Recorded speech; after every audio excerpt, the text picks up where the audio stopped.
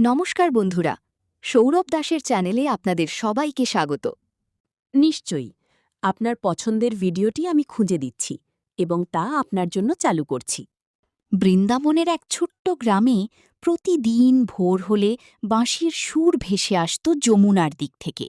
গ্রামের মানুষ জানত সেই সুর আর কারও নয়, শ্রীকৃষ্ণের। তার বাঁশির সুরে গাছের পাতা নড়ত, নদীর জল যেন থেমে শুনত, আর পাখিরাও চুপ হয়ে যেত কিছুক্ষণের জন্য। একদিন গ্রামের এক বৃদ্ধ খুব কষ্ট নিয়ে কৃষ্ণের কাছে এলেন। তার ছোট্ট দোকানটি ঝড়ে ভেঙে গিয়েছিল, বৃষ্টি পড়লে দোকানের চাল দিয়ে টুপটাপ জল পড়ত।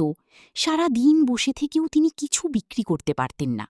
মুখে দুঃখের ছাপ নিয়ে তিনি বললেন, কৃষ্ণ, আমি আর পারছি না, এত চেষ্টা করেও সুখ পাই না। কৃষ্ণ মৃদু হেসে তাকে যমুনার ধারে নিয়ে গেলেন। সেখানে একটি শুকনো গাছ দাঁড়িয়েছিল। বৃদ্ধ অবাক হয়ে বললেন, এটা তো মৃত গাছ। কৃষ্ণ বললেন, তুমি কি প্রতিদিন একে জল দাও? বৃদ্ধ হেসে বললেন, মরা গাছে জল দিয়ে কি হবে? কৃষ্ণ নিজের হাতে যমুনার জল এনে গাছের গোড়ায় ঢাললেন। তারপর বললেন, যে হৃদয়ে আশা থাকে সেখানে জীবন ফিরতে সময় লাগে, কিন্তু অসম্ভব নয়। বৃদ্ধ প্রতিদিন সেই গাছে জল দিতে শুরু করলেন। গ্রামের মানুষ তাকে নিয়ে হাসত, কিন্তু কয়েক সপ্তাহ পরেই শুকনো ডালের মাঝে ছোট্ট সবুজ পাতা ফুটে উঠল। বৃদ্ধের চোখে জল এসে গেল। তিনি বুঝলেন, কৃষ্ণ শুধু গাছের কথা বলেননি, তার জীবনকেও বোঝাতে চেয়েছিলেন। ধীরে ধীরে গ্রামের মানুষ তার দোকানে আসতে শুরু করল। কেউ খাবার কিনত, কেউ শুধু গল্প করতে আসত। ভাঙা দোকানটাও একদিন নতুন করে তৈরি হল। কিন্তু বৃদ্ধের সবচেয়ে বড় পরিবর্তন ছিল তার মনে।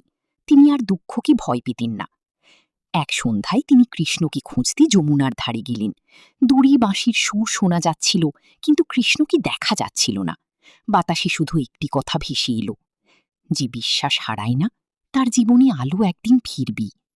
সেই দিন থেকে বৃদ্ধ প্রতিটি ক্ষুধার্ত মানুষকে নিজের দোকানে বিনা পয়সায় খাবার দিতেন, কারণ তিনি বুঝেছিলেন মানুষের সবচেয়ে বড় সম্পদ ধন নয়, দয়া আর বিশ্বাস।